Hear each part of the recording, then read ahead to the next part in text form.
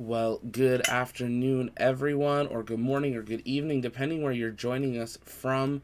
Thank you for being here. Welcome. If this is your first time here to the Launchpad, welcome. If not, welcome back. My name is Zach. I'm the host here at the Launchpad, and here at the Launchpad, it is our mission to inform and inspire the explorers of tomorrow. And you are here for our live kind of stakeout as we await the rollout of Starship SN20. Elon had said that this was going to be happening on Monday, but everyone is ready for it to pull out of the launch or the manufacturing site and head out to the launch site. It is currently on Highway 4 on its way, so we are just awaiting for it to come into view here. It just left about 10 minutes ago, so we are ready for that rollout to be underway. As always, if you have questions here on the Launchpad, you can send those in the chat using hashtag AskTLP or at the Launchpad, and we will, of course, be answering those for you live here. It can be anything to do with SpaceX, Starship, or really anything space. But as we get started, as always, take a moment, let us know where you are watching from. I'd love to hear that. I know we get people all over the world. And take a moment if you can and share the broadcast. Let people know that this is indeed happening today. We did not expect it, but we are going to be awaiting that rollout here as it is already on its way to the launch site. We know you guys really enjoy these types of streams, so we will be here as we do expect it to be lifted up onto pad B, which is behind booster 3 on your screen here.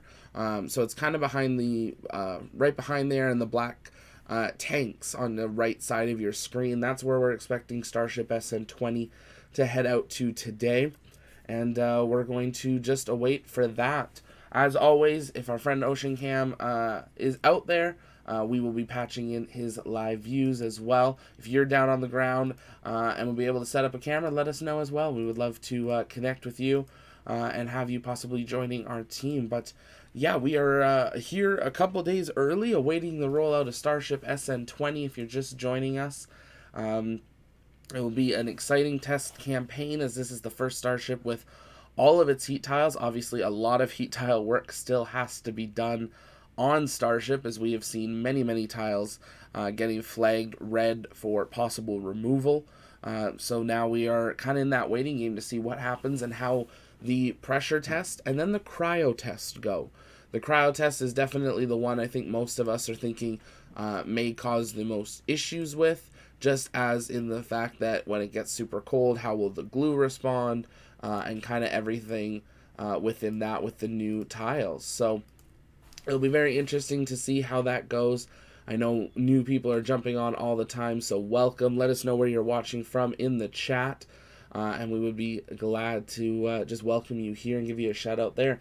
Bill, can they static test the vacuum engines at sea level pressure? Nozzle flow separation issue leading to shock waves in the nozzle. I believe the Merlin vac engines is tested without a nozzle.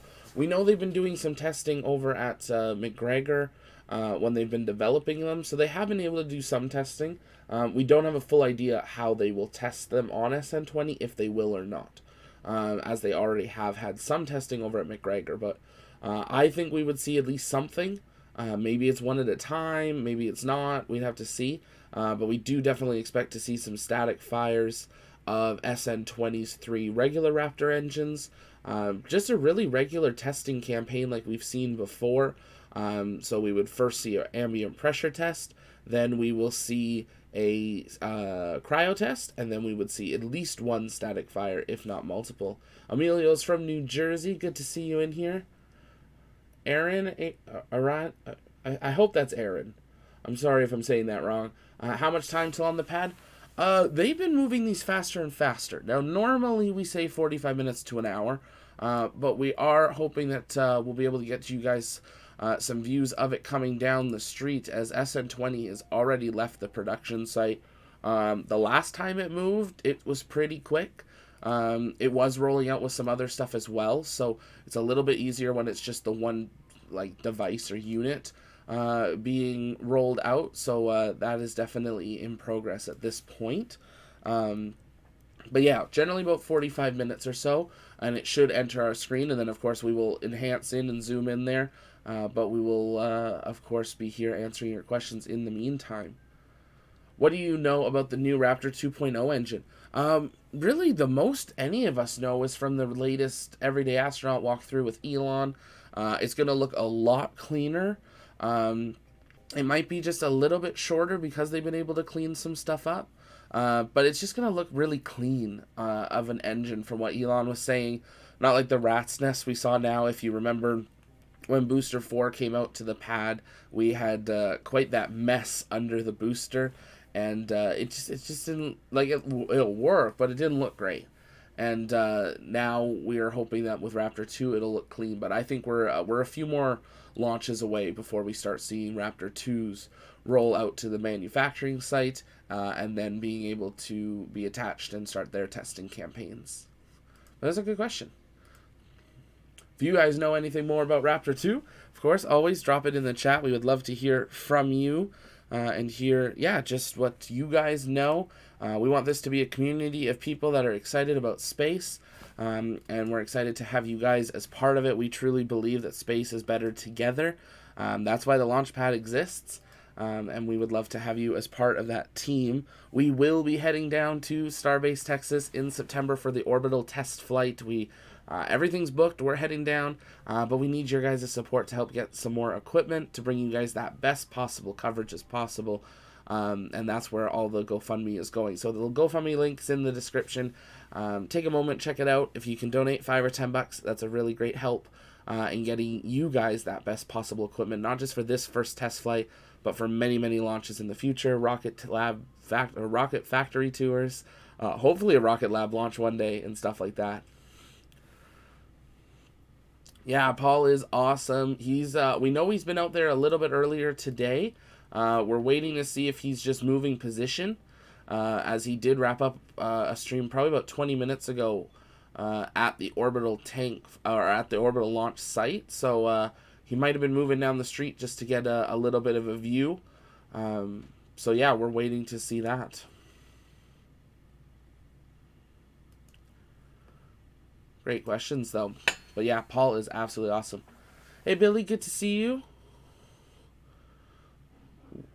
What tests are we looking forward to? SN20 will be on the stacked orbital launch. Right. So SN20 will be on the stacked orbital launch, right? Yes, SN20 will be on the orbital launch test. And what we'll do is we can pull up some of our icons here again. And I have to make a new one, actually. We're expecting SN20 to go on to Pad B, which is going to be on the right side of your screen here, kind of behind the black tanks.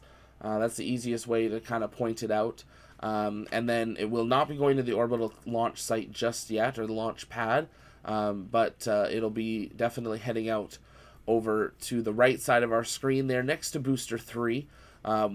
We expect Booster 3 possibly to be rolled back. It is kind of done. But overnight, they removed some of the stuff that was on Pad B that would have limited it to not being able to do SN20 testing. That all got rolled back in the middle of the night, which is why they are rolling out early here today. We were not expecting this rollout until Monday based on Elon comments. But Elon's never late. He's sometimes early, but he's never late. So we're definitely expecting this rollout here. No worries, Billy Bob. But yeah, it's on its way. This is no longer hypothetical. Will it happen? It is definitely happening. It is on its way down Highway 4 as we speak, getting ready to start its testing campaign, which is going to be a really great sign that they are really heading forward towards that orbital launch test. We have had heard from some people close to Starbase a rough launch timeline. The timeline we are hearing obviously does not take into account that they do not have an FAA launch license yet. So we are waiting to see if the FAA maybe finally drops that paperwork for the public feedback soon, because that's really what's going to start the countdown to when they will be able to do this launch. But they are progressing towards this launch very quickly, I'll say that. I think sooner than most expect. So it will be very interesting to see what happens. Absolutely, Billy. That's why we're here. If you're just joining us, welcome here to the Launch Pad. My name's Zach. I'm the host here at the Pad. Here at the Pad, it's our mission to inform and inspire the explorers of tomorrow. We're here hanging out to watch the rollout of SN20. It is currently making its way down Highway 4 on its way to Pad B to start its testing campaign, where we expect it to do a cryo test, a pressure test, then a cryo test, and then at least one static fire. I think we might see multiple just based on what it needs to be able to do. Also, they want to see how it handles the heat tiles, how they shake off. We've seen them test with smaller chunks of heat tiles, up to almost about 2.5 rings worth. But we've never seen a fully tiled Starship, how the fins with the heat tiles or the nose cone and all that works. So, expecting to see that. Kirby, when do you expect to light this candle? I personally am thinking the last week of September at this point. I'm thinking we're, the second last or the last week of September. As I was saying, like, I have some ideas from close to Starbase that that is not the timeline and that they're actually targeting sooner.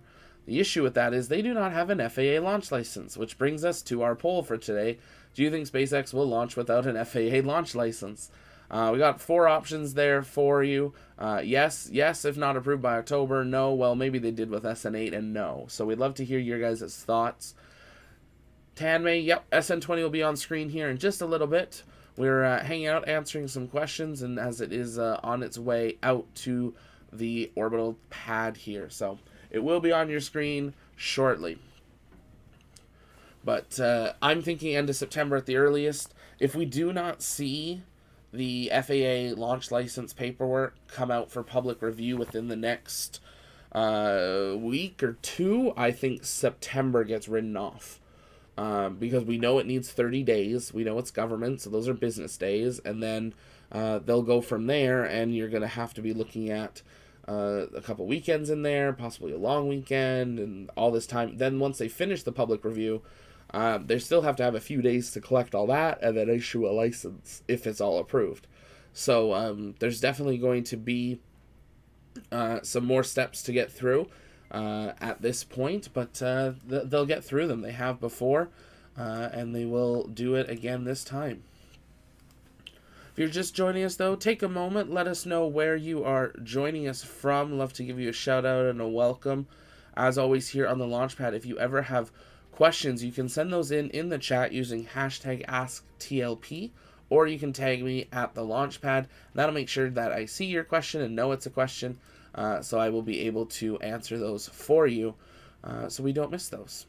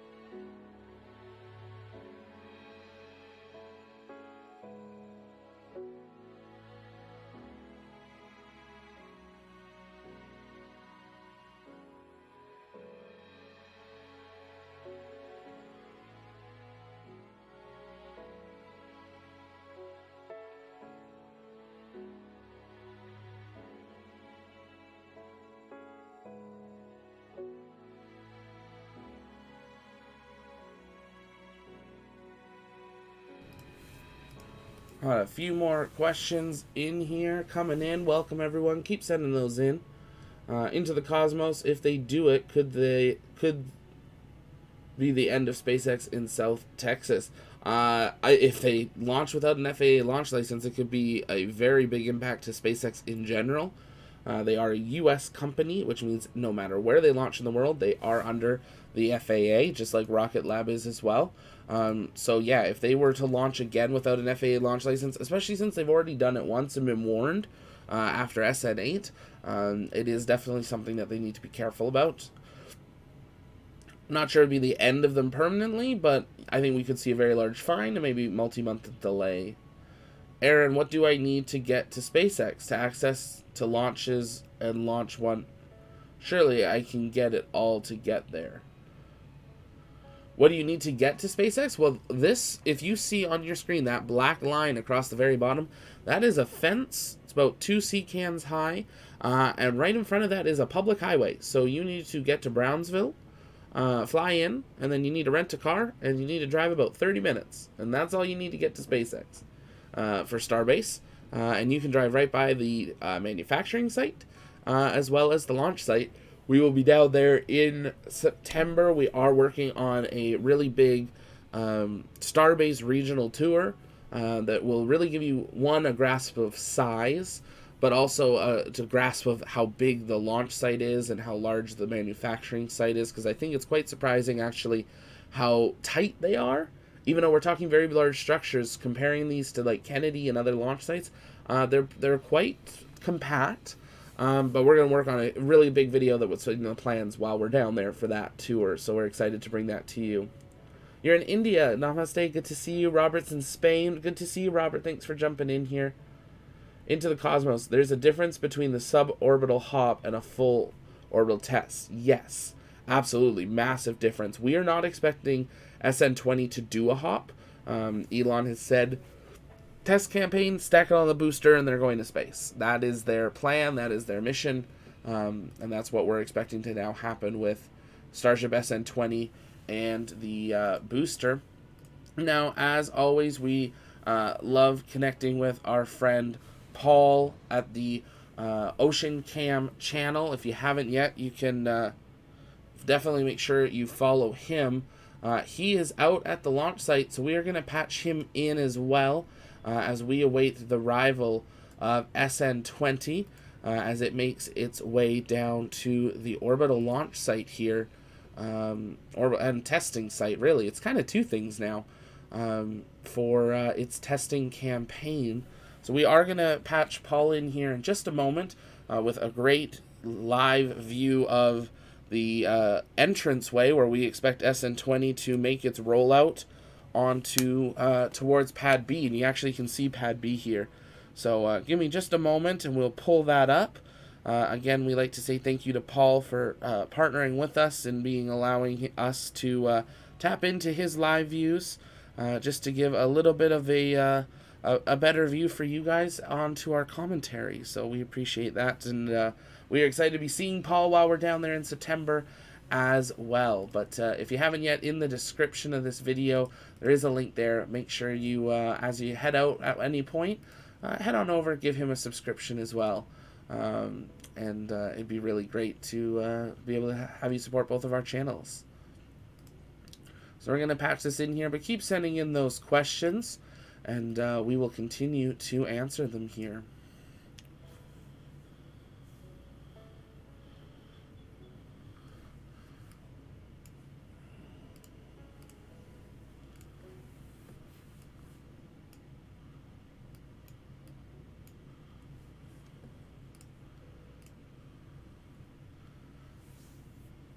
So there we go. These are thank you to Paul with Ocean Cam. Great live view into the entrance of the test facility. Waiting for the rollout of SN20 to the orbital launch site here today.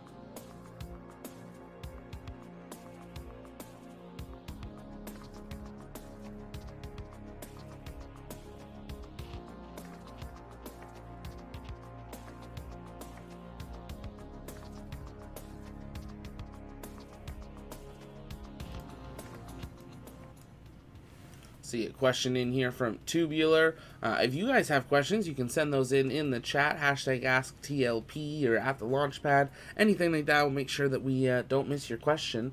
Tubular asking, what kind of tests can we expect to be done on S20? Just Raptors or also stress tests? I'm also wondering about the dismounting of a lot of the tiles. Great questions there, Tubular. Now, we do know SN20 is on its way out. It does not have any Raptors on it at this point, so that is something we're going to have to see them install. Now, we have seen them install Raptors at the pad before, so that's nothing to be really worried about, but we do expect them to do a very similar test campaign to what we have seen before, where it goes from a ambient pressure test just to make sure it holds its pressure, then to a cryo test where they freeze it basically, because it has to know that it can hold the cryogenic fuels.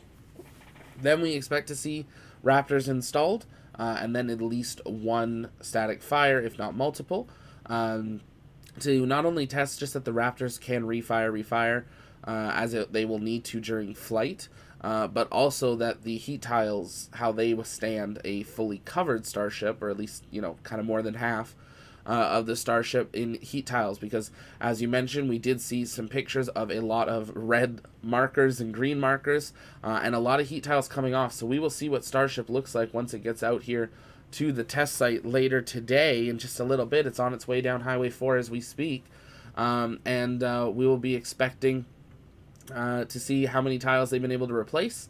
That's the really cool thing with Starship, is it's like 95% of the heat tiles are uniform. That's something Elon and the team at SpaceX wanted to make sure. The reason the space shuttle took so long to refurbish is each tile was custom.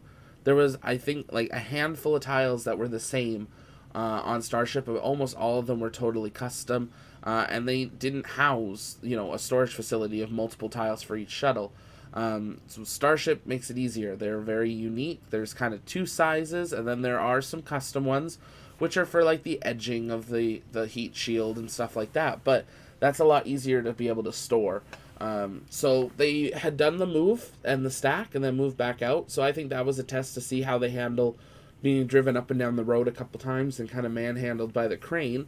Now, obviously, during that, there was no pressure testing or anything. So this will be the first real test SN20 has really gone through. First of any test it's gone through, actually, other than the fit test. But we'll see how those heat tiles handle. That's a really great question. That's really what's going to be determined during the orbital flight test, is how do these heat tiles handle launch? Do we see all these little tiles kind of fluttering off during the launch, or do they make it to the point of re-entry, and then how do they handle that re-entry heating? Because that is kind of the second big question that we are waiting for. That is a great question there, though. If you're just joining us, welcome here to the Launchpad. My name's Zach. I am the host here at the Launchpad, and we're hanging out answering your questions as we await Starship SN20 to be heading out to the orbital launch site and the test site. It is on its way. It is already moving down Highway 4, and there are a few skyjack cranes or man lifts following behind it. So it'll be kind of a funny little view there, but it is making its way quite quickly down Highway 4, and probably will not be too long before we start to see it peek out behind that black wall you can see on your screen. We will, of course, have our labels come up a little later once everything is on board, and we'll go from there.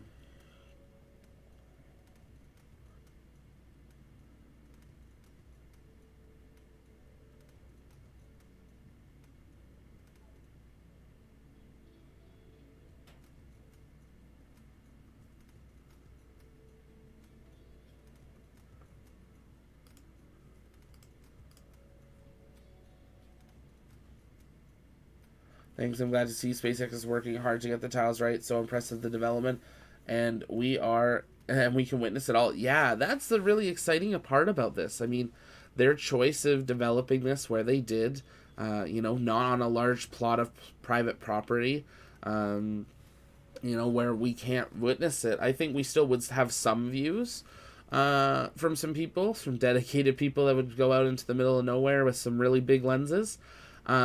But here, like, I'm working on getting our equipment, and if you look at it in our GoFundMe, I break down the equipment we would need for the type of coverage we would want to start with at Starbase. You know, with respect, it's not a lot in the relation to what cameras cost.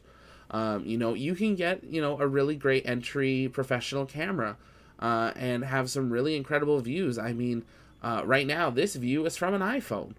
And this is fantastic. This is a public road. We're in the back of Paul's truck with Ocean Cam, and you have these great views. So you really don't need a lot, and that's really exciting for a lot of people that want to visit and aren't like photographers or videographers.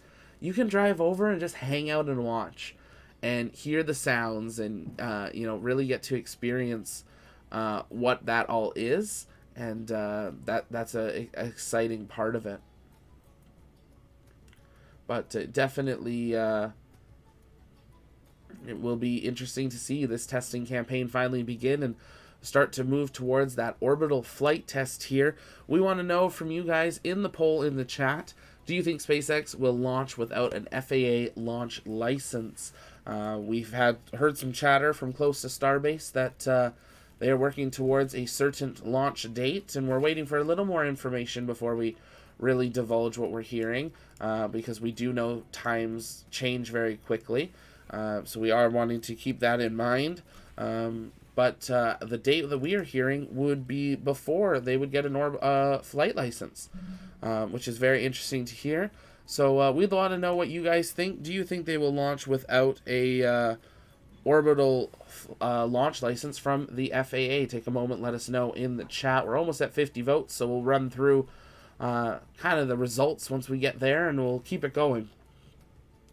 Tubular, can you sum up the gear you will be taking with you? Absolutely. It's there's a lot of it, because I'm basically packing up. When I designed the studio here at home base, I designed it around having accessible gear that was packable and movable, and things like that.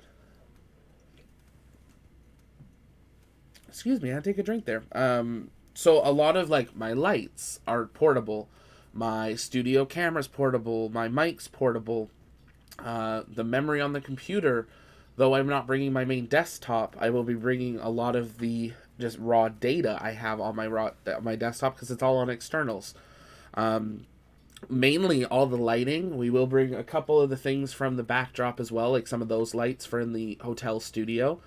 And stuff like that, and then we will be getting some new equipment for being out at the launch site for streaming and having that strong connection here. So we're looking at picking up a Canon R camera, EOS R, as well as a really incredible Sigma lens that will give us some absolutely incredible views when we're at the launch site. But we're also getting set up to have a live view, hopefully from our hotel, for the orbital launch test. Now, we are waiting to know, are they going to evacuate South Padre Island for this orbital test? Because South Padre Island starts just over 5 miles away. And we had heard before kind of rumors of a 25 or 30 mile exclusion zone. So it'll be really interesting to see how that goes. If you're just joining us, welcome. It's great to see you all here. We're awaiting SN20's rollout to the launch site. It is on its way. And will soon be on your screen, so stay with us as we await for that. It is also having a convoy, a crane, man lifts coming with it. But right now we're just answering a question here about how we are headed to Starbase in September, and we need your help. I have been able to cover the entire trip myself, all the costs of actually getting down there. But we need your help just getting a little bit more equipment to bring you guys the best possible raw views. We've already lined up to have our streaming systems in place, having the data to be able to stream to you guys as well. And that is already signed up and ready. But we're looking at getting some new cameras. We will do daily updates. I'll be daily vlogging the trip, but we'll do daily Starbase updates while we are there. As well as some tours and some interviews and some things we're excited to tell you guys about in the future that are in the works. So we need your help. I know times are tough, but if you consider donating $5 or $10 on the GoFundMe, that's a really great way of supporting the channel. And donating on GoFundMe is actually a really great way of supporting the Launchpad anytime, because we actually get more of the funds. It goes straight to us. We only lose a couple % for the banking fees, so that's a really great way to support it there. But yeah, be like Preston. Don't forget to click the like button. Let's see if we can get up to that 25 like mark here. But yeah, Tubular. So we're looking at the Canon EOS R camera, a Sigma lens. We're considering a secondary camera as well, because we want to bring you those full 4K views. And if you guys are able to blow the fundraising out of the water, we do have a third stretch goal, which we'll be able to get up into an even better main cam, which will be 6K. We are looking at doing a permanent camera down there into the cosmos. We're working on a Studio B down there in South Padre that will have live views of not only the launch site but also the manufacturing site. And we're just researching kind of all that too. So anything extra from the GoFundMe will of course be going straight into that. You know, the dream would be to have that up by December, kind of Christmas. So we might be heading down again before the end of the year down to Starbase to be setting that up. But we're going to wait and see. We're working on figuring out some locations. We have one option that would work, which would actually work being part of our studio as well. But it's if we can get a site.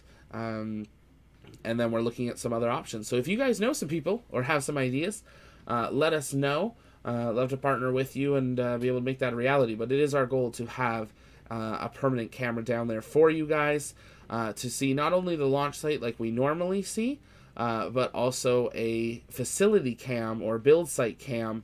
It might be from a few miles away, but it'll have a good lens on it. So we'll be able to punch in and see just, yeah, the live activity around the clock at Starbase. So we're excited about that. We're hoping to get the cameras up by the end of the year, at least the first one. If not, we can hopefully do multiple. Goal is at least 2 to start, 1 at launch site, 1 at the build site. And then we will go from there for that. Of course, those will be available to you guys as 24/7 as we can make them possible. That is the goal. So we'll be working towards that. The timeline of actually setting up Studio B and having a full setup down there, most likely we're thinking next spring, summer at the earliest.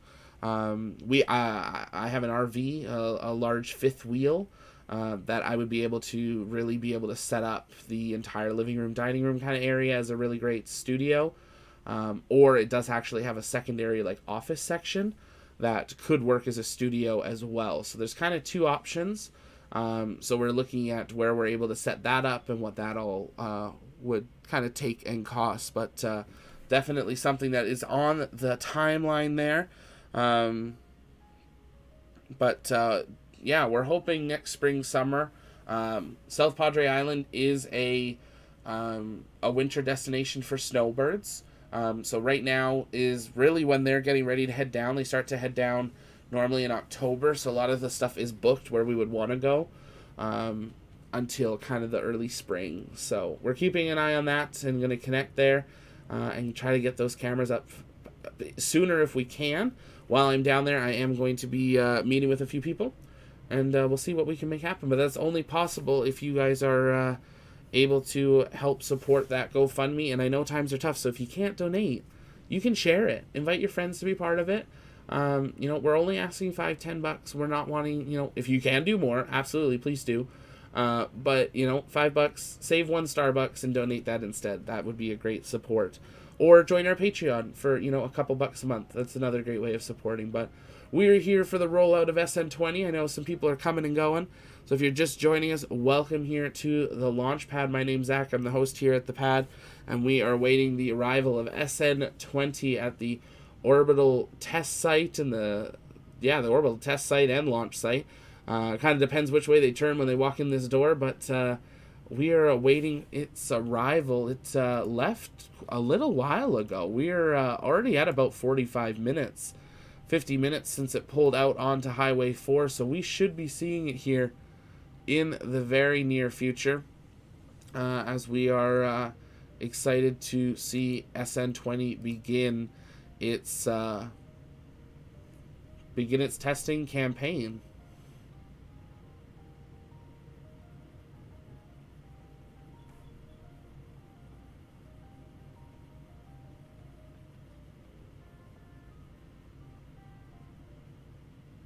We are now hearing breaking news from Boeing.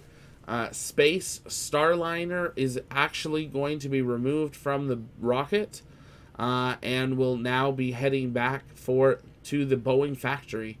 It is not going to be able to fly most likely now until early next year at the earliest. They have talked to NASA and are standing down from the launch windows to make way for other national priority missions. But Boeing Starliner is officially off the schedule for the rest of this year. Starliner sat on top of its Atlas V rocket since August 4th. The teams were working on all 19 of the propulsion system valves closed and sealed, and they do not know why.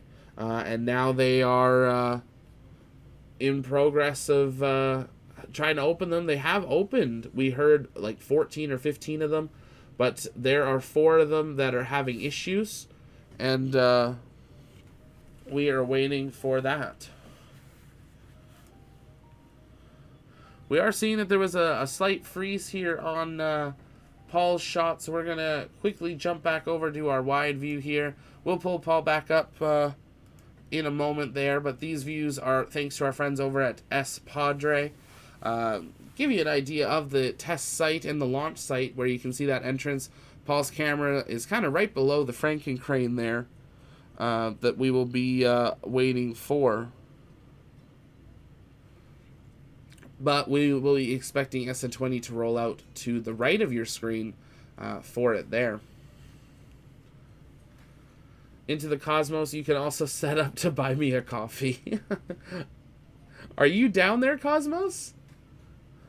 Tubular, ouch, that's a bummer for Boeing. Yeah, it's absolutely a big hit to their reputation. Space is hard, says Boeing. We'll just resort to taking the government's money directly.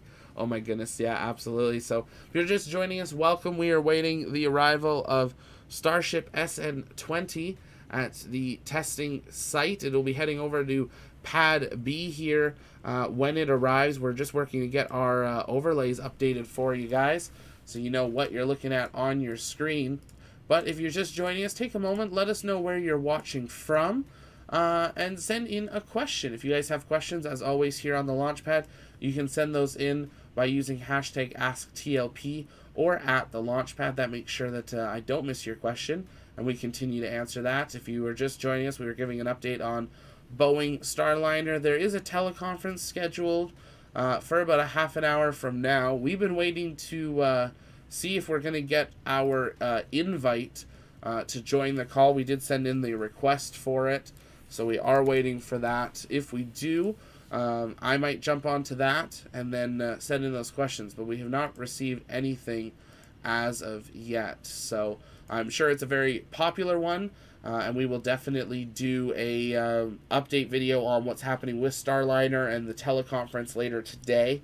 As we await the arrival of SN20. I think more people want to watch that than the teleconference, but we will definitely bring you an update and live access to that teleconference. But yeah, quite an impact to the reputation of Starliner. I was hoping to be able to get on this teleconference call and really just ask, at what point does NASA say, okay, we cut our losses and we redo the contract? Starliner's late multiple times. I'm just glad this one didn't launch. I think if this one launched, that would have been, another nail in the coffin of Boeing Space, because they would have had a similar failure. But I think there's something seriously wrong with that, and they cannot risk having crews aboard something that is having those type of risks with its capsule. But if you're just joining us, welcome. My name's Zach. I'm the host here at the Launchpad. Here at the pad, it's our mission to inform and inspire the explorers of tomorrow, and you're seeing a live view thanks to our friends at Padre of the Orbital launch site and the test site at Starbase, and we're waiting for Paul, and we will hopefully have some live views from him here in the next little bit.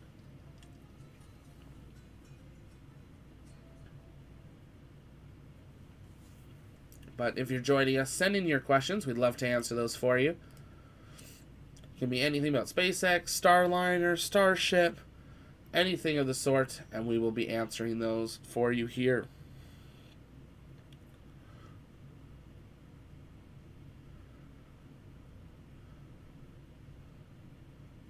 Hey Joe, no worries at all. Absolutely, you're right on time and right on topic. So that's awesome. Yeah, sad to hear. I feel really sorry for the astronauts that were chosen to fly on Starliner. I'm not sure I'd want to fly on it right now. To be honest, I'd be like, can I get a dragon flight? I trust the dragon flights. Can we get an upgrade? Is that possible? Still work, but can we get an upgrade? So we'll have to see what happens, but they're definitely gonna have to hunker down and figure out why Starliner keeps having issues with its with its systems, because those are, it's not even that it's a side system, it's a critical system that just isn't working, unfortunately. So we'll wait and see what happens. I mean, I wish them well. It's important to have competition in space, and it's important to have multiple vessels that work in case something does happen with one and you have to take that break to research what went wrong with it. But we also can't wait indefinitely for fixes. And I think that's kind of where we're at now, is everyone's like, okay, we get it, it's not working, let's move on. So we'll wait and see what happens.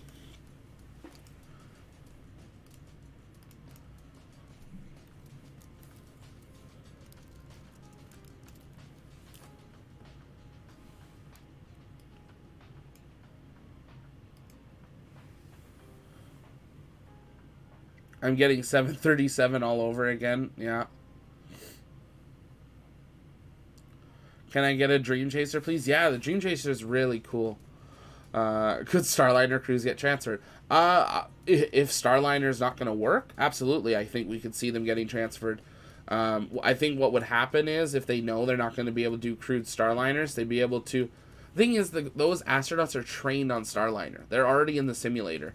So they would basically have to train again to know how to do crew dragons. So it would take quite a bit to be able to just transfer them.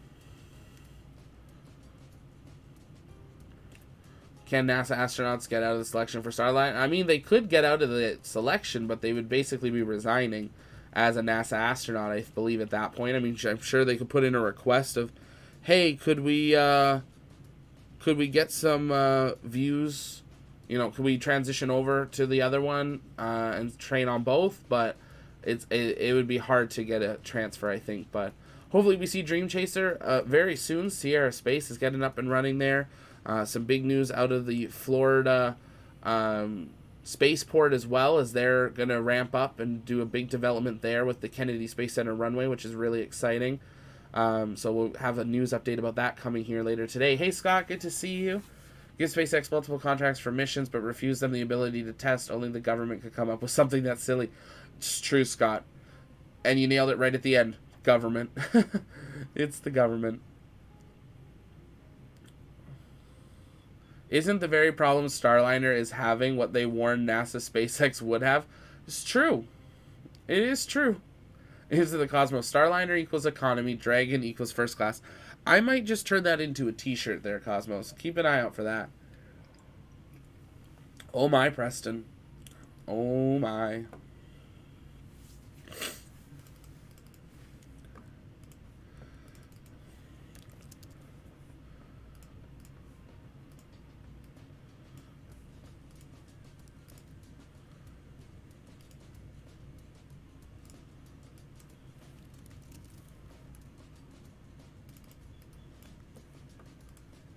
Just getting some labels on screen here for you. Just bear with me. But keep sending in your questions or your thoughts. Also, take a moment and answer the poll. We would love to hear what you guys think of what the SpaceX will launch without an FAA launch idea or launch license. Absolutely, Cosmos. If we make it into a shirt, we'll send you one of the samples. Connect with me on Discord and we can work on some designs.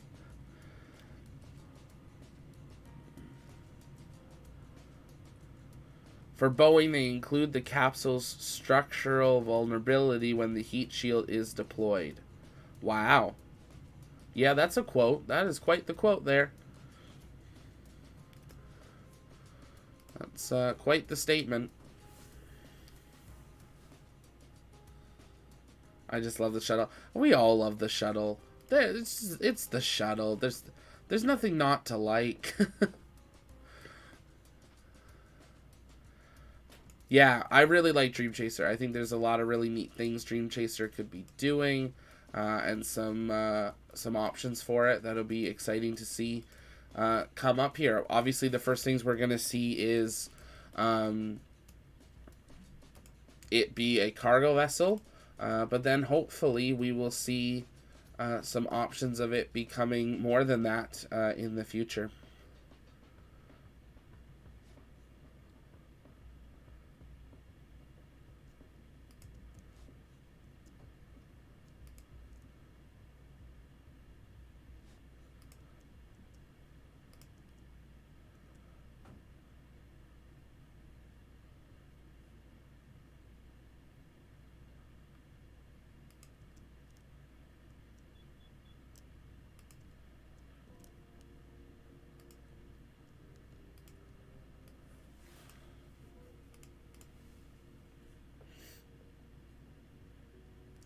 Aw, Preston, you were your baby when it took its last flight? I'm so sorry.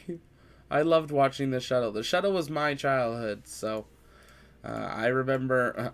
now, I can't say all of them, but I remember probably a good half of the shuttle era, and they were quite the sight to see. I never got to see one in person, but Dream Chaser will be that, and SLS will be as well. But I remember talking to a lot of people, introducing them to a shuttle as a kid. We used to have a restaurant we would go to, a pizzeria with a Greek family that were very Greek and new and didn't know a lot about North America, and they knew I liked space. They had a little TV, and one of the nights we went, there was a shuttle launch, and they closed the shop, and yeah, they closed the shop and we sat and watched it, and it was so cool getting to see their reactions of seeing this happen because they didn't know this happened. And I think we're getting to see that a lot now with people seeing Falcon. I had the really awesome opportunity just 3-4 days ago to show a colleague that knew about space, knew about Falcon 9s and stuff, but had never seen the Falcon Heavy landing. And seeing those two boosters, he had never seen any Falcon landing. And I pulled up the video and showing it, and it's literally a jaw drop moment, like we all did the first time it happened. And it was so cool to see that person's mind go from, oh, these are all the things Elon wants to do, to, wow, we're landing rockets. This is cool. And get really excited about that. So Luke, if you're watching, it's good to see you in here. Let us know if you're here. But yeah, share space with your friends. That's why we're here at the Launchpad, is to answer questions for them. And it'll be very interesting to see what happens next. There's a lot to still do. Preston, the ISS really needs an evac vehicle, so it does have them. Basically, the capsule is the evac vehicle. They go into an evac mode once they dock, and we'll go from there.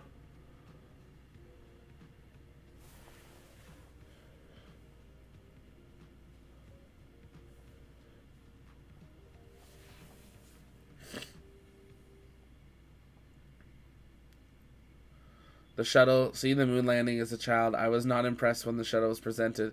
Felt like a big step down for the original lap space when were our moon trains. Yeah, I mean, I couldn't imagine going to the moon and then not seeing us go back. That's absolutely crazy. Joe Dog, will Hoppy have to check S20's ID again? Probably. Absolutely. We know some of you are wondering what we're all seeing on our screen, so we are pulling up our labels here so you guys have a idea of what everything is, because there's a lot of stuff now at the test site and the launch site. So on your screen now, you should be seeing all of the labels of what we are seeing.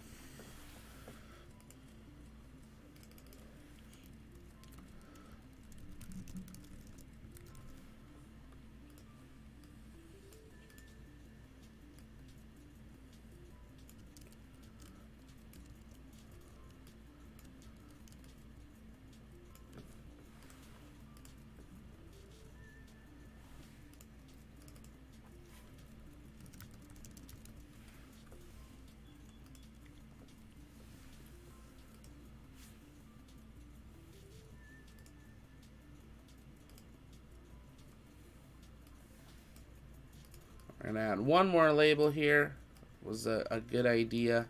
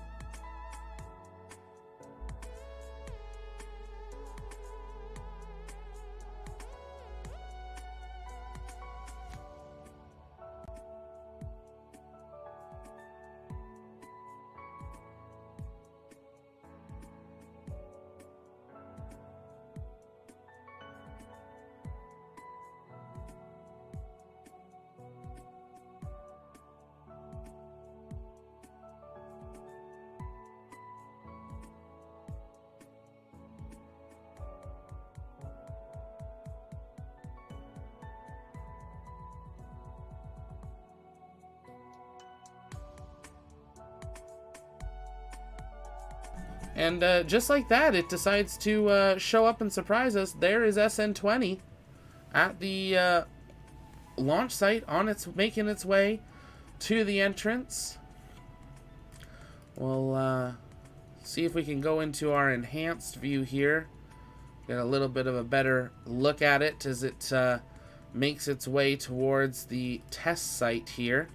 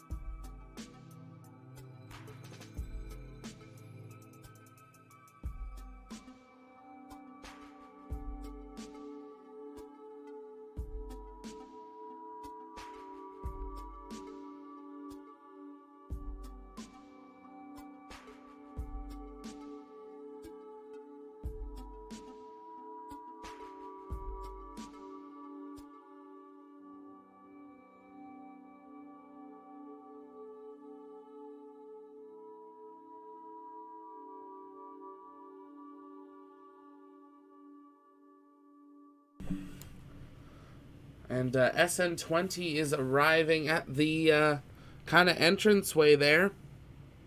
And we'll be turning in here, and we'll get a good look at those heat tiles as it turns towards us. We'll see how many gray spots we see in the black, because that will show us how many heat tiles are currently missing. From the distance, SN20 looks like Two-Face from yeah, a little bit. Yeah. And does look like Starship is beginning to turn to enter the launch site there. We're seeing more and more of the black.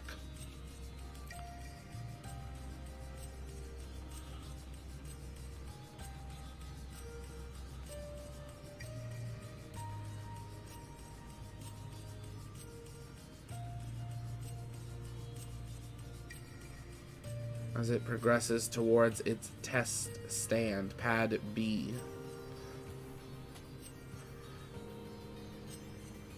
Take a moment, share out the link, let people know that it is arriving. We're here to answer your questions as always, so make sure you're sending those in. Tag us in those, hashtag AskTLP or at the launch pad, and we'd be glad to answer those for you.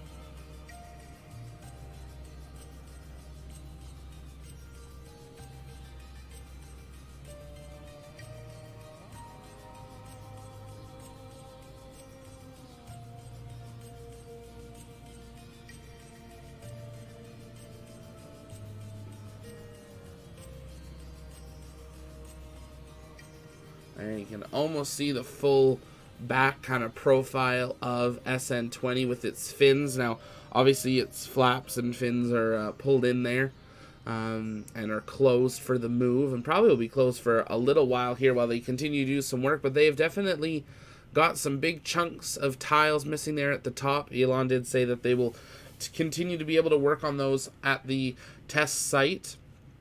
There also are a number of cranes that were coming along behind it there that are at the far right of our screen right now. You can kind of see that first one, the white one there, arriving. As Starship turns, then we'll be able to, they'll proceed down the road. But there's kind of a convoy of those vehicles making their way with Starship to the test site, so their teams can continue working on SN20 as there's still lots to do on it. SN20 does not have its Raptor engines, so they will have to work on those as well. And then we will see them roll down on semis. We'll have to see probably 4 trucks. One can bring all 3 Raptors, and then one for each of the vacuums. And then they will be able to install those at the test site. Or they may just roll SN20 back. It's, it doesn't seem like it takes them much to do an intermediate road closure. It takes them about an hour and a half to get on the road to get to the test site, so that's not too bad. It might just be easier to roll back, put them on, and then roll them back out the next day. Billy, it's interesting to see they lay pallets of wood on the road when transporting the heavy stuff to protect the road. Yeah, they're trying to protect it. It's a highway, and they want to make sure that they're not damaging that because they need it to be maintained. They also lay the pallets down just to balance the road. The road is not flat. It does have quite a bit of a slope there to handle some of the water flow and everything. And that is one of the reasons they also make the change there, is to be able to protect the road, but also to make sure the thing's not leaning, especially when you're talking like a booster or a Starship. A very small couple degrees at the ground might not be a lot at 6 feet, but when you now go up dozens and dozens, if not hundreds of feet, it becomes quite a bit out of alignment and can become quite dangerous for it. So Starship SN20, we're going to transition our view here, is going to now make its way, we're assuming, to the right, to Pad B, as we saw them working on Pad B overnight, removing some stuff off of the top of it, and preparing it so Pad B can do the testing campaign for SN20. Sounds good, Joe. What you making? But if you're just joining us, welcome here. My name's Zach. I'm the host here at the launch pad. We'd love to invite you to join our crew, so engage that subscribe button, hit the like, so you never miss a Starbase live coverage, a space news update, or any launch. And we invite you to do that. It's a great free way of being able to support the channel and everything that we do. SN20's finally arrived at the test site again. Not even really a week since it left. SpaceX continues to move at warp 9 towards a orbital flight test, most likely later in September, but still awaiting that FAA launch license. Just over 100 votes now on our poll, so take a moment and answer that. But right now we're sitting 29% of you think they'll launch without an FAA launch license. 14% say yes if it's not approved by October. 12% said no, well, maybe they did with SN8. And 44% of you say no. So very interesting to see kind of that breakdown. Over 50% of you think that they will not do it. Or no, maybe. Won't do it. So that's a good sign, I would say, that we think SpaceX will do the right thing and wait for that safety thing. You can see the convoy of vehicles and man lifts making its way down the road in front of the launch site and test site as SN20 slowly moves to the side to begin its campaign on Pad B.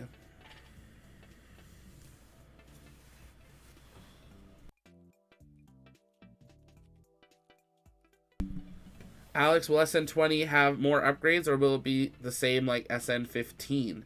So SN20 definitely has some upgrades to it. We don't know all of them.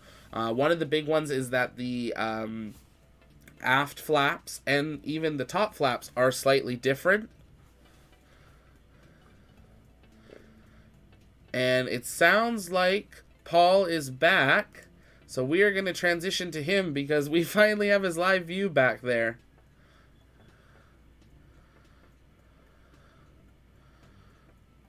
So we'll patch him in here in just a moment.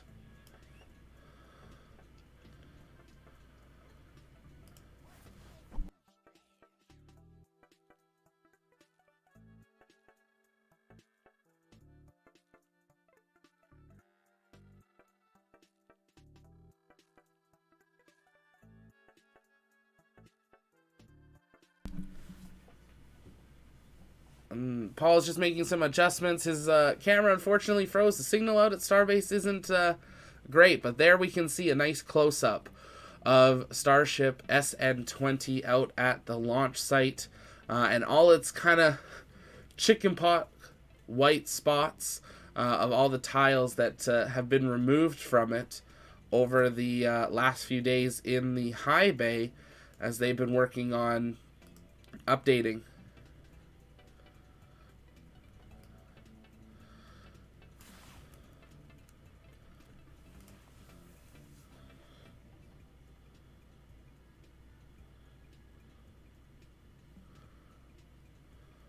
But yes, Alex, we other than the flaps, and like the mass tile difference.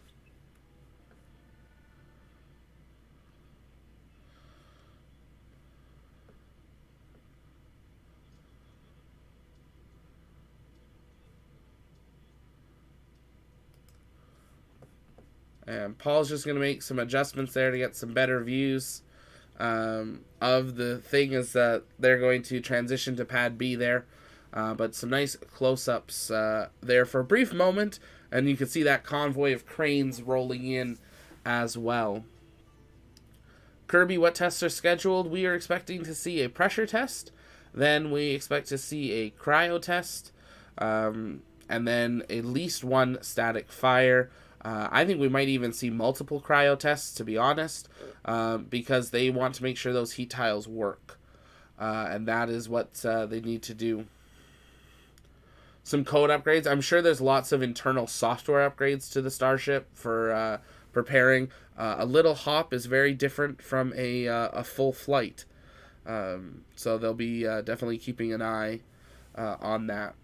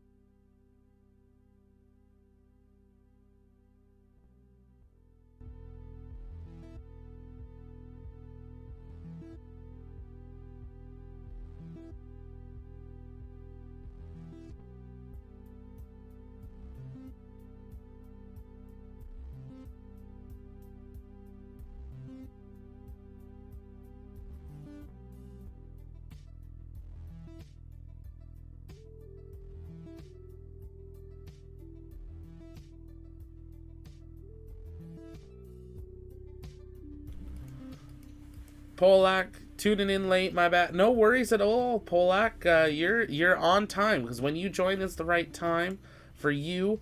If you'd like to, you can scroll back, I'd say about 15 minutes, and that's when SN20 came into view there. But SN20 on its way to Pad B to begin its test campaign for it. What's with the removed TPS tiles? Did they finish the previous missing tiles? They finished the previous most of the previous missing tiles, did the fit test, rolled it back to the high bay, and then we saw them do like a high school study group and put green and red highlighter tags on each one. And there was a lot of red tags, which is why right now it's a little harder to see on this wide, long shot. But you can see kind of the gray speckling on the top, like not the nose cone, but right below the nose cone. And those are all missing heat tiles that they will still need to add. They have a convoy of man lifts that have come out in vehicles that will be installing those heat tiles. It also does not have its Raptors, so there will be lots of things there. Dale, are you listening in on the Starliner press conference? I have it pulled up. I was going to listen to it after. We tried to get in on the call, but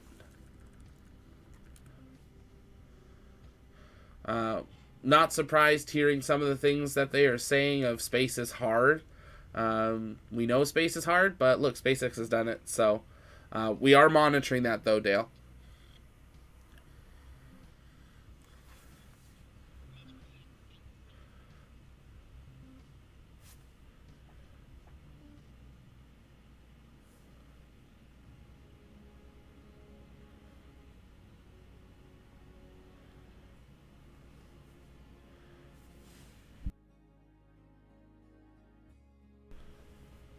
Polak, oh, they removed the metae tiles. Absolutely, yeah.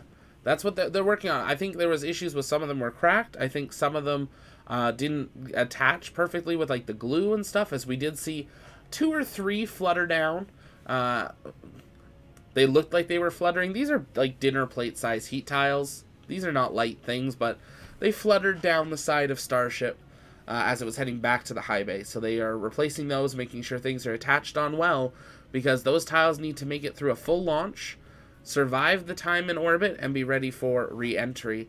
Yeah, the SpaceX bakery is definitely working overtime, making sure that they got all those tiles out to Starbase, as well as the unique ones.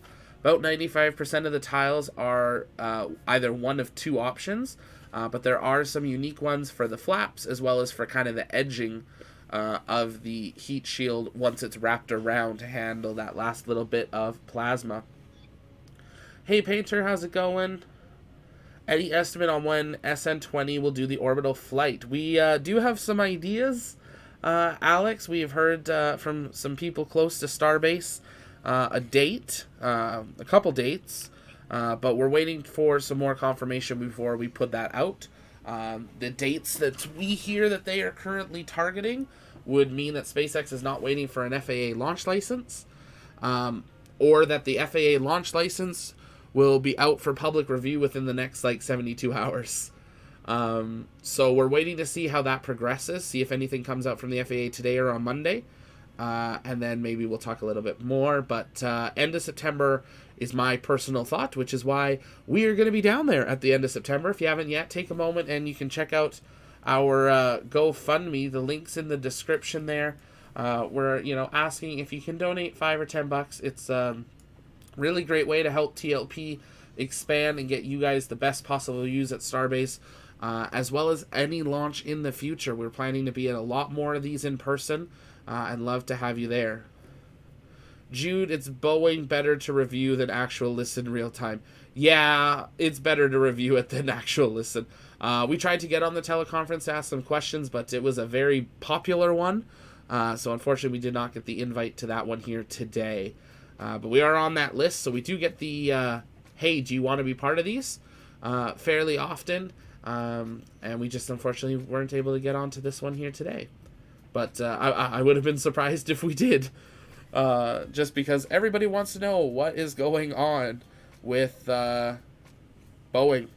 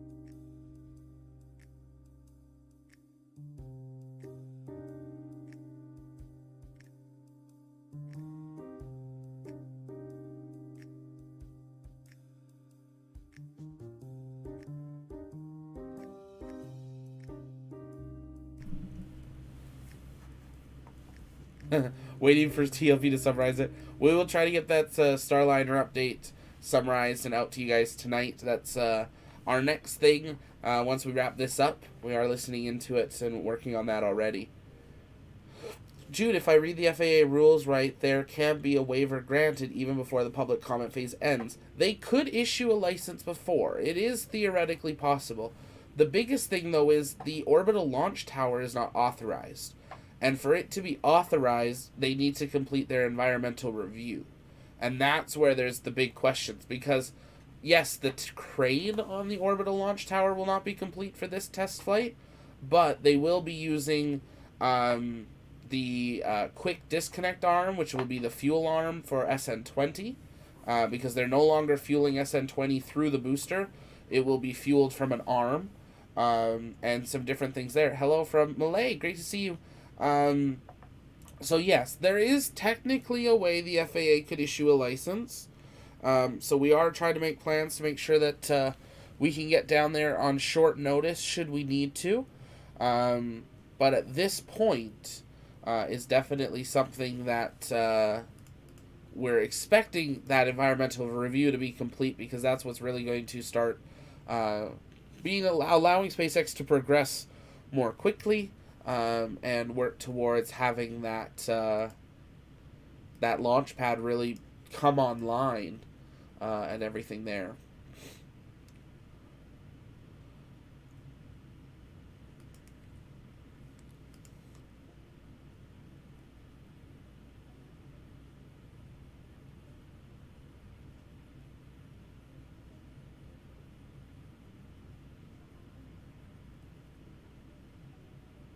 SN20 is currently parked, but we can see a lot of the man lifts heading over to the pad B, so it might hang out here for a little bit, but we're going to stay live at this point.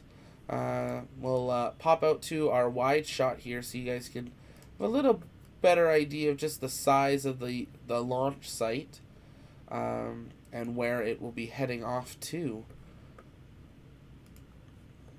As always, send in your questions. We're answering those live, and take a moment, check out the poll. We want to know, do you think FAA or SpaceX will launch without an FAA launch license? Love to hear your thoughts.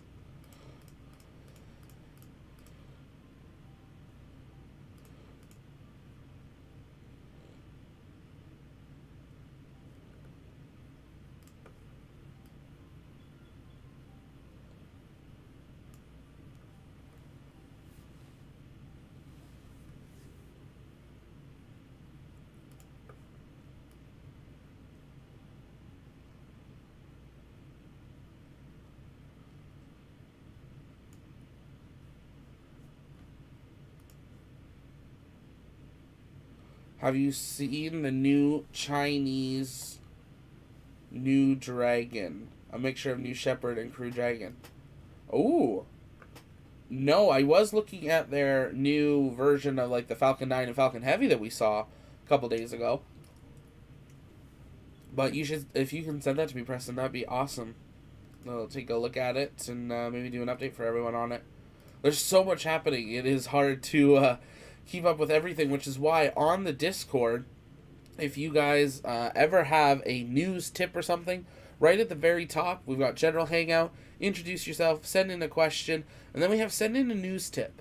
That's a really great spot. If you guys ever see absolutely anything, if we haven't done a video on it, or maybe we have but we missed something, send those in there, and that'll go straight to my phone. So we'll be able to take a look and try to action it. I now see the new, I'm seeing it right now actually, the version of that in, okay, that's very interesting.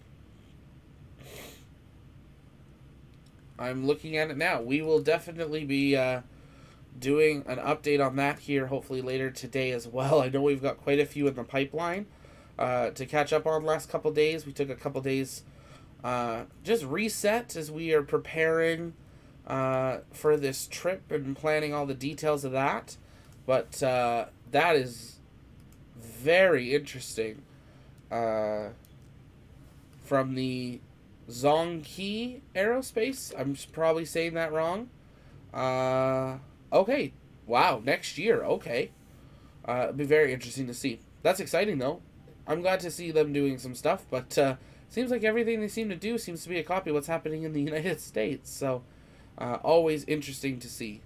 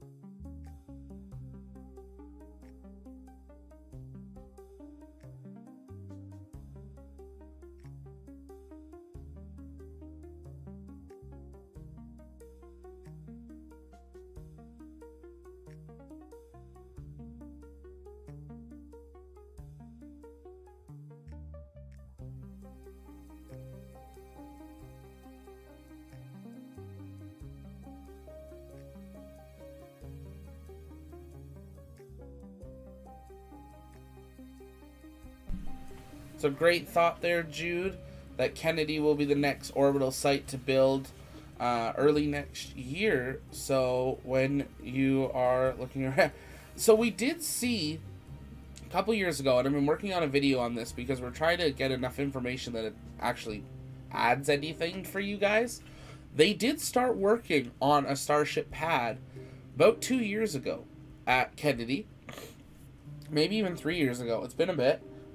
They started working on some stuff, and there are official blueprints that match identically to what we saw for the Starbase blueprints.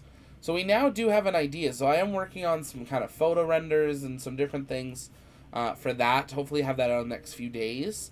But yes, Kennedy Pad 39A will look very, very different in the not-so-distant future. I do believe that early next year is probably a rush. They have a second tower they still need to build at Starbase. They need to finalize all the designs. They're not going to build something at Kennedy until they know the final version.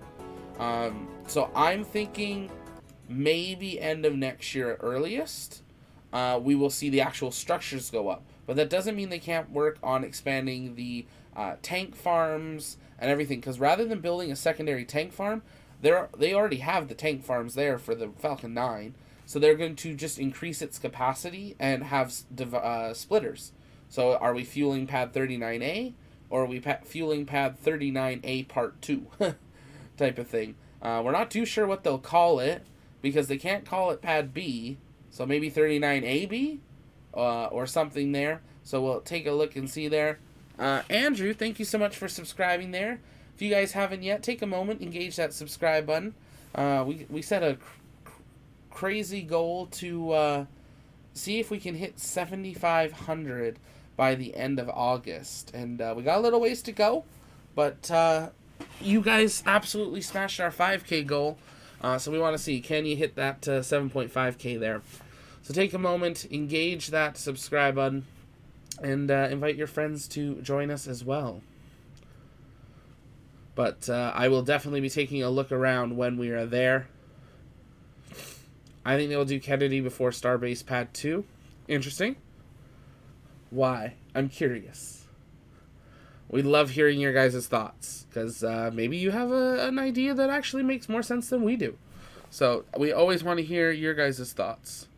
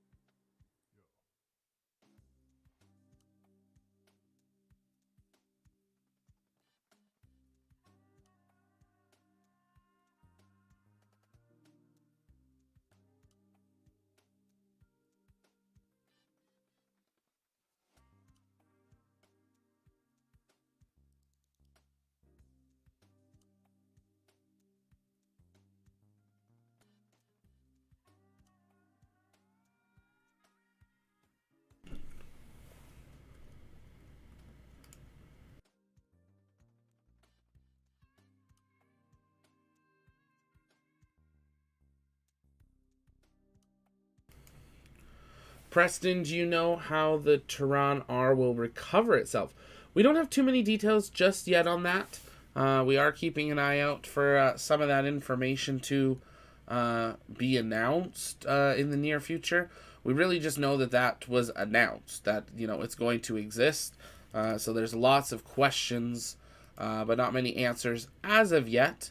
So we are keeping an eye out on that. A Toyota new channel stream. Welcome here to the Launchpad. Here at the Launchpad, we cover everything space. It's our goal to inform and inspire explorers of tomorrow. So we cover everything space, space news updates, Starbase events when we can, and everything like that. So yeah, it'd be great to see you around here. So engage that subscribe button if you're interested. SpaceX likes tangible and a facility going up at Kennedy Short stops Bezos. Well, they have a license for Pad 39A for another 14 years, I believe, at this point. So there's no risk of them losing Pad 39A. That's SpaceX's. They literally built a hangar on top of the roadway that connects Pad 39A to the VAB. So there's literally no way else. Like, their building is as close as they could get it safely to the launch site. It's right at the base of the ramp. So it'll be similar to... there's not much more that they could do there for that. Awesome, Elon. I'm glad you enjoy that. We try to have it on and off, but it does help just give an idea. There's so much stuff now at the launch site and the test site that it can be confusing, and we know lots of new people are diving into what's happening at Starbase, so we want to try to help with that. A Toyota, just like NASA spaceflight, a little bit, a little different too. We try to cover a lot of different things that they don't as well. I'm trying to build, just that community of people that are excited about the next, this next era of space exploration, both here in the U.S., in Canada, and around the world. So, we do that. We do exclusive interviews, live launch coverage of every launch that we can. We try not to miss them. I know we missed the India one, which unfortunately ended up having a failure. But there was very little notice on that, so we weren't able to get that one set up. But try to cover absolutely every launch we can, and then, of course, all the activity at Starbase. But the big thing, all the space news as it happens. So broke a few stories about the new spacesuit program contract that NASA was going to do. First about that. And then we also have some people close to Starbase, so sometimes we get some updates about what's happening down there as well. But great to see you here. Thanks for checking us out. And if you ever have questions, if any of you have questions, I know some new people are joining in. Welcome here to the Launchpad. My name's Zach. I'm the host here at the Launchpad. And if you have questions, you can send those in using hashtag AskTLP or at the Launchpad. We're answering those as we await for SN20 to move. It's another reason why I put our labels on is it'll give us a good idea if it moves at all. And it really hasn't in the last little bit. So we're keeping an eye on that. What we can do is we can kind of punch in and get a little bit of a closer view here for a little bit about what is going on.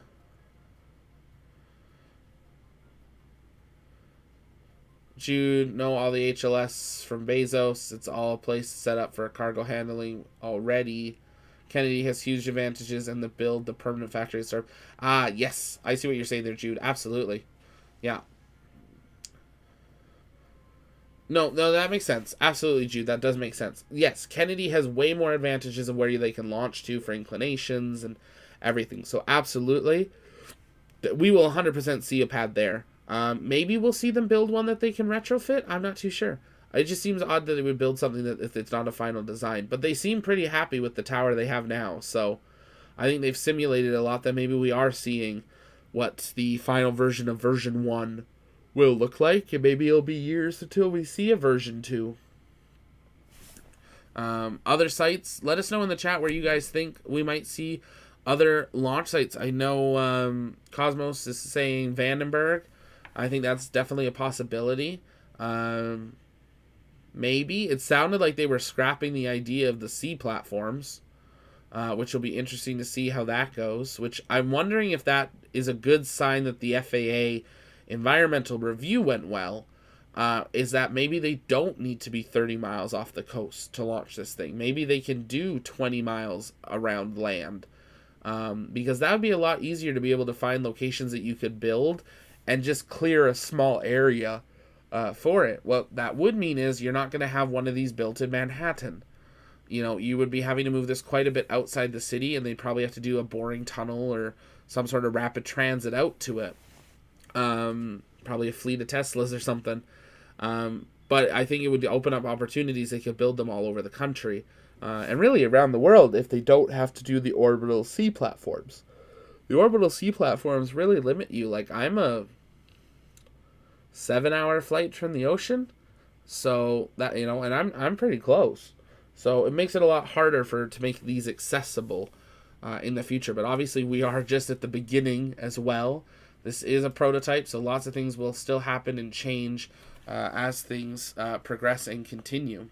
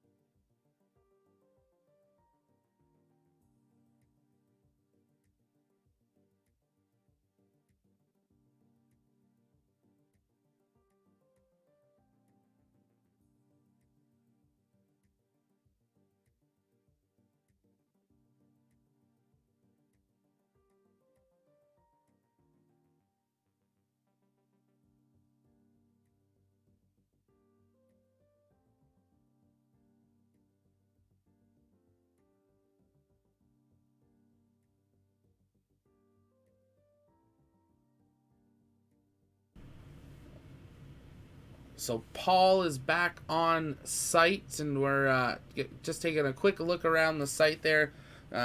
Lots of activity, so it's only going to be there for probably a couple minutes here, but we're taking a look live at what SN20 is with that close-up there. Again, thank you to Paul for partnering with us to be able to have these views here. Make sure you check out Ocean Cam on YouTube and subscribe, as he does some really awesome, really quick live streams, just showing really the raw stuff as it happens down at Starbase here. So just a really quick view of the Starship SN20 sitting, waiting at the launch site to be moved over onto Pad B.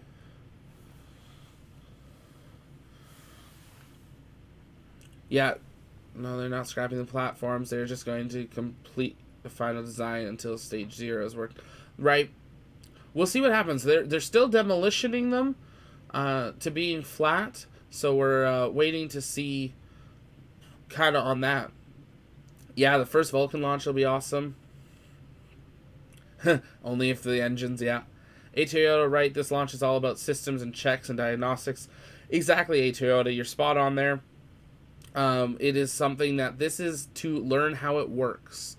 Learn that the design works, learn that the heat tiles work, learn that it can re-enter. That's what this is. This is a prototype test. This is a test flight, which these are, not something we've really seen. During Apollo and Shuttle, there were test flights and people saw them, but not near with this access or development. This is extremely rare, but it's just because there's a public road and there's really nothing SpaceX can do. The public's allowed there. So it will be very interesting to see.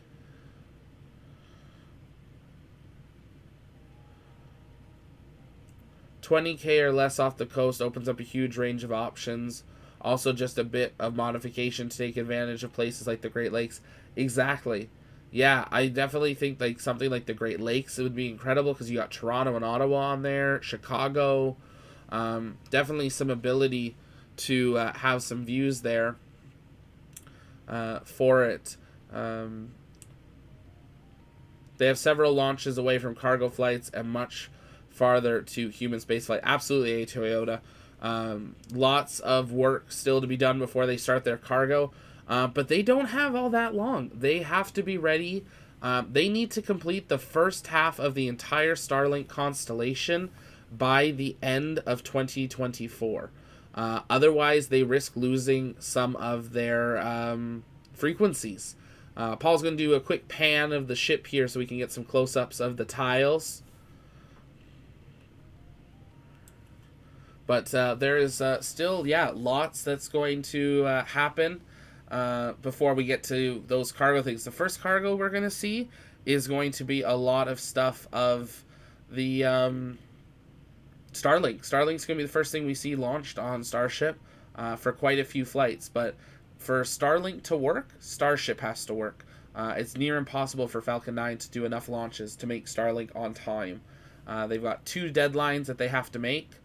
So that's what they're working on. Yeah, Paul's amazing. We're excited to meet up with him while we are down there in September once we are down on site. Preston, have you heard of Impulse? They want to send a fully hybrid rocket to orbit. I have not, but I will take a look into that because that would be really interesting. We're seeing a lot of these new ideas coming up, and we see this great view here from Paul with Ocean Cam of just all of those little tiles that are missing. Now, keep in mind, these tiles are kind of like the size of a big dinner plate or a platter, and that is what we are seeing there. So lots of tiles still getting fixed on both the flap kind of attachment. It sounds like from Into the Cosmos in the Discord is saying they're about 12 inches. So it gives you an idea. A little bit bigger than just a normal piece of paper. So that's quite a size tile. And they're pretty thick as well once you have all that attaching stuff as well. So it's quite a bit there. Lots still to do. Lots of still green and red markers on there as they are progressing to change each of those tiles out. And they'll also still now need to install the Raptors. All the Raptors have been removed, including the vacuums. So they're doing some work still on that, which will be very interesting to see. While we are down at Starbase, we'll be doing lots of raw live views like this as well. So make sure you engage that subscribe button for a moment, because we want to be able to bring you those there. I think you say it like high impulse. Okay, that would make sense. But that is that's Starship SN20. Thanks to our friend Paul at Ocean Cam for that quick live view. On the site is it awaits its move onto the Pad B. We're not sure if it's going to be moving on to Pad B here today, or if it's going to be on another day. So we'll stay live for that for the next little bit and continue answering your questions. I know a bunch of new people just jumping on. Welcome. My name's Zach. I'm the host here at the Launch Pad. Here at the Pad, it's our mission to inform and inspire the explorers of tomorrow, and we're glad you're here checking us out. We'd love to answer your questions, so you can send those in the chat, and we will be answering those live here. But take a moment, engage that subscribe button. It's a really great way to help the channel, and hit the like button. It looks like a QR code. That's actually, yeah, it does. I have not heard anyone describe it that way, but that's a great thing. Ooh, another shirt idea. Need to write these down. You guys are good. But that's just a quick view there. Thanks to Paul at Ocean Cam. We're going to jump back to our wide shot here. Thanks to our friends over at S Padre of, Starship hanging out, waiting to be moved over to Pad B at the Orbital launch site.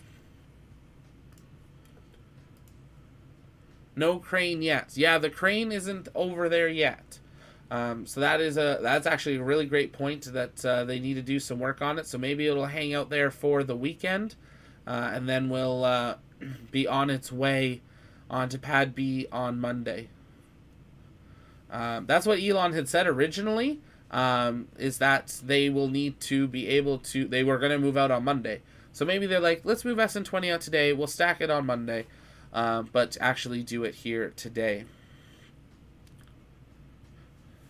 A Toyota, so you have merged with Ocean Cam? No, we've just partnered with him and licensed that every now and again, not often, we can just tap in, check out what his live view is and stuff. But we are separate, but we definitely support the work.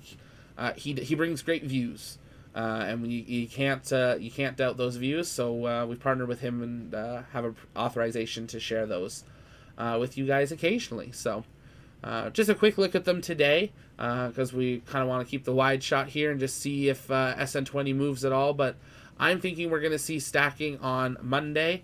That's what Into the Cosmos sounds like, and I know Marcus seems to think that as well. So we'll see what happens.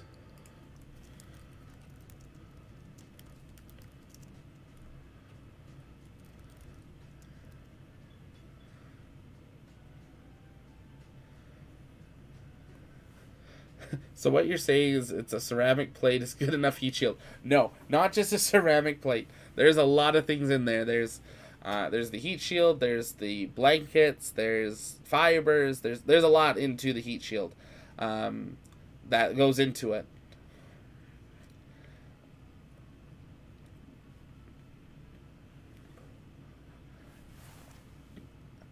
And Starship is also from stainless steel. Cosmos giving some great tips here in the Discord, which I appreciate. The stainless steel itself is thermal protection, because it can handle the heat. So that on top of having these heat tiles should be rather safe, but we'll see if it works.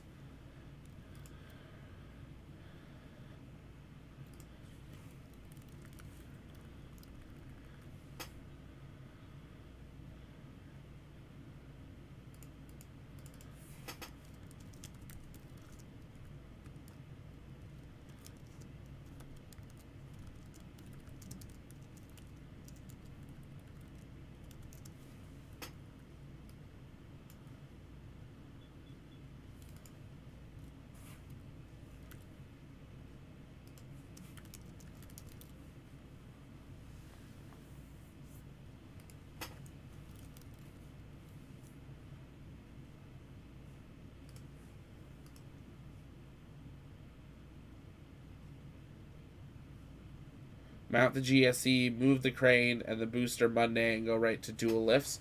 Yeah, I think that could be very possible there, Jude. Yeah, absolutely, A2. I don't know, absolutely. NASA Spaceflight has Boca Chica, gal. Thought you might have picked... No, Paul's awesome. I really like that Paul wants to do his own thing. You know, we want to build a team, and we're working at getting our own crew down there. But I can also totally understand and respect wanting to do your thing. It gives you that flexibility of doing what you want to do and enjoying what you do. This isn't easy work. You're standing in the desert, in the wind with the bugs, and you need to know what you want to do and set your limits, which is awesome. So, but we are working on getting our own cameras down there in the near future, as well as having a crew member or two down there as well. I'll be down there in September, so we will be excited to be bringing you live views from there for probably a couple of weeks as we start to get the launch pad established down in Starbase. So we're excited for more details to come out about that soon. Right. No, that makes sense. Has been used as wood has been used as a heat shield. Lots of things have been used. Wasn't always effective. One thing Into the Cosmos was saying is that with the stainless steel and these heat shields, you know, the shuttle needed the radiators on the cargo bay doors. But it's very possible that the Starship won't. It could just use the heat tiles, aim those towards the sun, and then it'll be able to kind of reflect off with the metal and the heat tiles and do all its science stuff and make it work. So it'll be interesting to see how that works. And I mean, really, this first flight is going to be a great test on that. I'm sure they're going to put a lot of thermometer sensors all over the thing and get that first data. Now, they're not going to complete an orbit, so it's only going to be in orbit for about probably about 30 minutes before it starts to do its re-entry. It won't actually get into an orbit and have to do a re-entry burn. It's going to get almost into orbit and then fall back. So it's hot out there, and yes, bugs. Yeah, we are looking forward to it.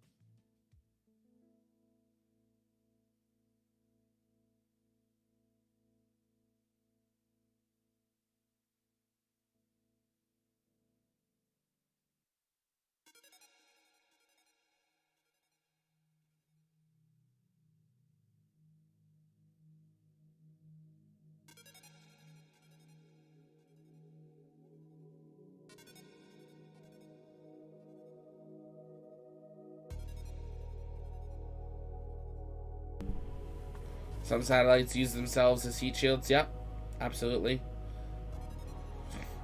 If you're just joining us, though, welcome. You're watching a live view of Starbase. Thank you to our friends over at S Padre.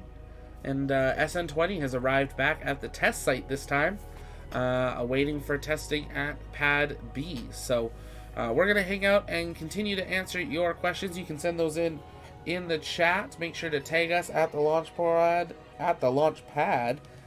or hashtag AskTLP, and we will continue to answer those here live. Also, take a minute, engage the subscribe button if you haven't yet. It's a really great way to help the channel. Make sure you never miss anything else space as it happens.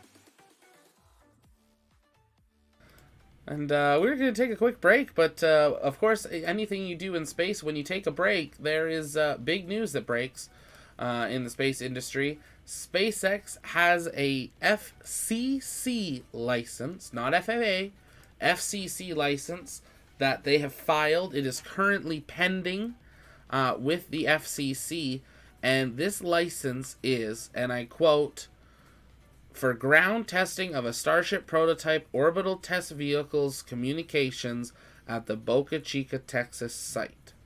This is linked to a previous grant that was issued, and it's necessary, this new one is necessary to authorize on-the-ground testing of a Starship prototype's communications, which is what they need to launch, which is very good news. That they are filing this. The requested period is quite large. It starts middle of September, goes until the middle of March. So this is not only for one test, this will be for multiple tests. But this is a very good sign. It does confirm some of the information that we had on when a orbital test flight may occur. And it is definitely something that is going to be coming up here very quickly in the near future as they get ready for this orbital test flight a little later this year. Everything is pointing to that kind of end of September time frame, including this new FCC communications license. We're going to dive a little deeper into it in a news update later today. But wanted to bring that to you guys there. Can someone EL15 when and what is happening now? Explain, maybe? MCRO. Right now, SN20 has arrived at the test site and is awaiting to be moved to Pad B. We're expecting it to move to Pad B most likely on Monday at this point, just because there's no cranes over there even to move it. So they still got some work to do on it. We may even see them install the Raptors first, but they wanted to get it out to the test site and have done so here today. The booster is expected to head back out on Monday to the orbital launch pad as well. So they are getting ready, but yeah, they are now progressing towards that FCC license, which is a great sign that they are waiting for the FAA. Oh, explain like high five. That's good. That's a good good acronym. I appreciate it. But yeah, so we got our labels up there, but SN20 is the ship. Super Heavy Booster 3 is not the one that will be used for the orbital flight test. There is Super Heavy Booster 4 that's currently down at the manufacturing site about 2 miles down the road. It's expected to roll out on Monday. It will go onto the orbital launch pad. SN20 is going to go onto Pad B. They will both conduct a bunch of tests. They're going to do a pressure test, which just makes sure you can blow it up like a balloon and it holds. Then they will do a cryo test, which is for cryogenics. That's when they'll put in some of the cryogenically cooled fuels and make sure that the ship can hold and withstand the cold temperatures and not have any failure points. Then we expect to see a static fire, which is when they fuel it and actually ignite the engines for very quick, like 2 seconds, just to make sure that the engines are all hooked up correctly and will be actually able to fire when are needed. Then we expect SN20 to be moved over to the booster, which will have gone through all the same testing, which will be on the orbital launch pad. The booster will, or the ship, SN20, will be lifted up on top of the booster again for the second time we've seen, which will officially form the Starship BS-420. That's what they are naming it. And then we will see some more testing prior to a launch at the end of September. So some exciting progression happening at Starbase as they get ready for an orbital flight test at the end of September there, not December, September. But yeah, if you have any questions, you can drop those in and can break that down if any of that wasn't clear there. But also we got some other things just labeled on the screen there for you. We got the test tank farm Starhopper, which was the first real kind of start of all of this, and a bunch of other stuff. So yeah, don't forget to engage the subscribe button so you never miss any of our updates.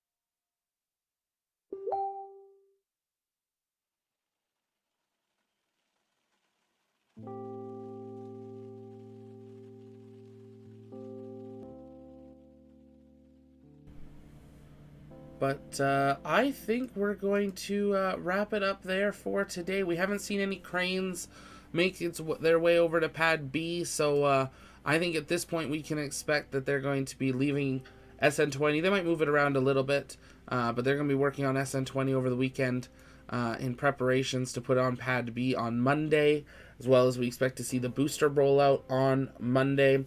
As soon as we hear about more road closures, we will, of course, tweet those out. And we will be live Monday for the rollout of Booster 4 and hopefully the lift of Booster 4 onto the Orbital launch mount and Starship SN20 onto Pad B. But thank you guys all for hanging out here. If you have any very last questions, you can send those in really quick here, and I'll answer them as we do our wrap-up. But here at the launch pad, it's our mission to inform and inspire the explorers of tomorrow, and we believe those explorers could be always here on Earth or up in space, and we are excited to have you here because we really believe that space is better together. So we invite you to join our crew, engage the subscribe button, hit the like button as well.